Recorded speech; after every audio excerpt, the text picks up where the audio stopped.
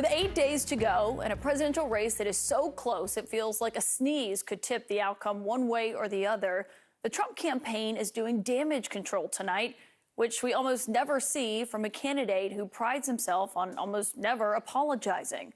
But the racist and inflammatory remarks at that 6-hour-long rally at Madison Square Garden went far enough that some of Trump's allies are worried about the fallout affecting crucial votes with just days left to go in this race. Take it from someone who has reported from dozens of Trump rallies over the last 8 years. I was there covering Trump's packed event last night, and I'm not sure I've ever witnessed anything like it. I spoke to multiple sources today who agreed with me.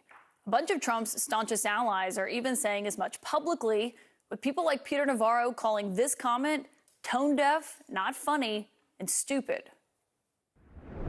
I don't know if you guys know this, but there's literally a floating island of garbage in the middle of the ocean right now.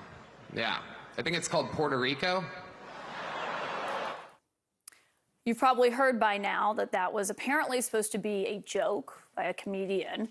But upon realizing how damaging that remark could land in places like Pennsylvania, critical to winning back the White House, and which has a Puerto Rican population somewhere around 500,000 people, the Trump campaign put out this 13-word statement last night, saying, quote, "This joke does not reflect the views of President Trump or the campaign." Now, to even get that is saying something. This is coming from a campaign that doesn't distance itself from almost anything, certainly not at one of its own rallies. It says a lot tonight, even if it's saying very little. They were likely trying to hope to ward off headlines like the one that came out in Politico today, Puerto Rico fallout spreading like wildfire in Pennsylvania. But I should note, not everyone inside Trump's campaign seems to be worried about causing damage with persuadable voters. Listen to what Trump's running mate J.D. Vance had to say. I haven't seen the joke. Maybe it's a stupid racist joke, as you said. Maybe it's not. I haven't seen it. I'm not going to comment on the specifics of the joke.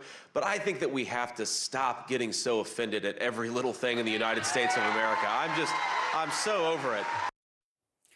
Vance says he's over it, but also that he hasn't heard it. Maybe it was racist, but maybe it wasn't. Or maybe we're all too sensitive.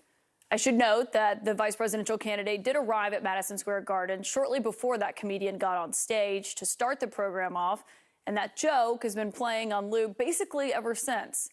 But that was far from the only offensive thing the comedian said last night, and there has been no distancing from his other remarks on stage like these.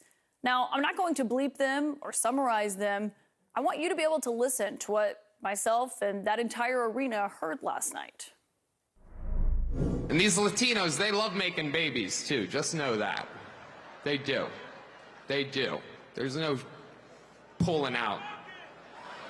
They don't do that. They come inside, just like they did to our country. Heck yeah, it's a cool black guy with a thing on his head. What the hell is that, a lampshade? I'm just kidding. That's one of my buddies. He had a Halloween party last night. We had fun. We carved watermelons together. Now, I've heard from people on comments like those, people in Trump's orbit, who said, oh, it was just a comedian. Stop emphasizing one thing that a comedian had to say. Okay, if that's your thought, we'll take that as what it is. But here's what other people who were also given prized speaking slots on that stage had to say last night. She is the devil, whoever screamed that out. She is the Antichrist. Her and her pimp handlers will destroy our country. America is for Americans and Americans only. What a sick son of a bitch. The whole party, a bunch of degenerates, lowlives, Jew haters, and lowlives. Every one of them. Every one of them. Kamala Harris, she got 85 million votes because she's just so impressive. As the first Samoan, Malaysian, low IQ, former California prosecutor ever to be elected president, it was just a groundswell of popular support. Now, keep in mind, there were a lot of speakers on stage last night. You just heard from those. And this is the rally that Trump had been seeking for months. He wanted to come back to his hometown. Those are the people he wanted up there speaking, the people who preceded him getting on stage, the former First Lady, his children, Elon Musk. I talked to a few people in Trump's world today who are essentially banking on the idea that everything you just heard is kind of baked in at this point, that it won't actually matter when those undecided voters go and cast their ballots. Though again, as someone who has reported from many Trump events, few have amplified the outright racism and misogyny that this one did. My political sources are here with me tonight. And Elizabeth Farrah Griffin, I want to start with you because you were Trump's communications director.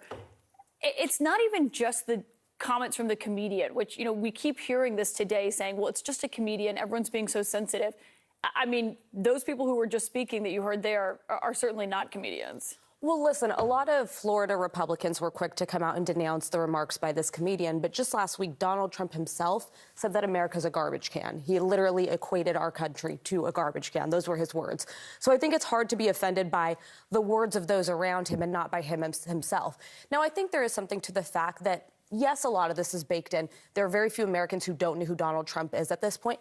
But to the very slim minority of people who are still undecided in this race, to have this closing message at this state is disastrous. I couldn't have handcrafted, as someone who wants Donald Trump to lose, a worse closing pitch that you could give to undecided voters, considering there's 500,000 Puerto Ricans in Pennsylvania alone. What are you going to say to them when you're in Allentown tomorrow? I'd love to know. Well, and as that was happening, I mean, the irony of it was that Harris was visiting a Puerto Rican restaurant basically in the same time period, Essie. Let me say, as someone who's been a long-time movement conservative since I'm 18, 19, and who did not follow Trump down the dark path of fascism and bigotry, this is heartbreaking because this isn't just Trump. This is the Republican Party. This is my former party. These are people he picked to be up on that stage 8 days before the election. It's Trump, it's his running mate, it's the people he's installed around him, it's the Republicans that have come up after him and won their elections with his imprimatur. This is the Republican Party. This is so beneath anything we should be doing in our political discourse. And it's not happening on the ground, it's not happening in the basement, it's happening at the presidential level. The guy who is the nominee for the Republican Party has designed this event 8 days before the election because he thinks this is who he is, and this is who our country is. I mean, Lee Zeldin, as a Republican, you were there last night, right? I had reserve duty this weekend. Okay, so you were on reserve duty. You were at the Long Island rally. I was. I mean, the Long Island rally that just happened was not like the rally that you just saw what was happening on stage there. I mean, what do you make of it? I mean, this was a much longer program than what we had in Nassau. There was 25 or so other speakers on top of the people you're playing clips from. And obviously, there's plenty of conversation here today on the network of these clips. But just to give you another perspective of what somebody like me is seeing when Kamala Harris and Hillary Clinton are comparing President Trump to Hitler and saying this is a Nazi rally and comparing it to some Nazi rally from the 1930s. And you have an event where you have Holocaust survivors in the arena. You have yarmulkes, people rapping tefillin, Israeli flags, multiple Jews speaking on stage. There's outrage of people who are on the other side who have a different perspective. And what's really interesting, we see things with our own eyes and ears. There's different echo chambers that are out there. And I'll tell you, the closing message that I see is President Trump talking about Kamala broke it, I'll fix it. And Kamala Harris, as we saw with the CNN town hall last week, the panel before she started was really begging her to talk about the economy and the border. And she was talking about Hitler and January 6th. Now, she didn't talk about Hitler, but can I ask you? At the town hall, she did. Can I put it in an alternative universe? That rally happens yesterday, and it's Kamala Harris's rally, and someone makes jokes like that. Would you be okay with that? Well, I have seen plenty of comedians on the left joke around about killing Donald Trump. Sid Rosenberg's not a comedian. Rudy Giuliani is not a comedian. David Rem is not a comedian. All those other people that we just showed. There's also a distinction here, by the way. Kamala Harris has referred to remarks that reportedly came from John Kelly, a four-star general and Donald Trump's former chief of staff, when he referred to him praising Hitler. J.D. Vance compared Donald Trump to Hitler before he did his 180. Kamala Harris is not calling him Hitler. I think that's a very important respectfully, distinction. I would say that today, for example, when Kamala Harris was answering questions outside of Air Force 2, she was asked a question about the rally, talking about going down this line of Nazi rally, Hitler, fascism. He went after and she Jews, doesn't push back Palestinians, on black it at all. people, She went with it. Latinos. I mean, he targeted every race. But why is this Kamala Harris's problem? This is not Kamala Harris's problem. talking about this is the Republican Party's problem. But you're not a good when you're conservatively. I but know not you. when you. Can't you say that that was garbage? Or would you say that that was a Nazi rally? Would you say that Trump is Hitler? That. I no, didn't say but you that. wouldn't. You didn't.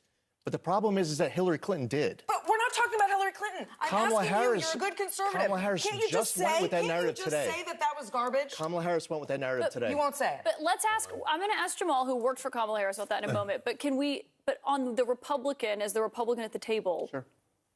Do you endorse what you just heard in the closing days of a campaign? Or I think the president's campaign was correct to distance itself from that comment. They can kick rocks. They can kick rocks. They're distancing themselves from and it was something. An insult comic. But wait a minute. They picked this guy. That speech got loaded into the teleprompter. They cut out pieces of that speech. According to Mark Caputo's reporting from the Bulwark, they saw the speech and cut out some pretty offensive language they didn't want to have in it and kept in it what was there. It took them hours before they actually began to rebut or push back or whatever it is they did to say something about what was in the speech because they waited to see how everybody else was going to react.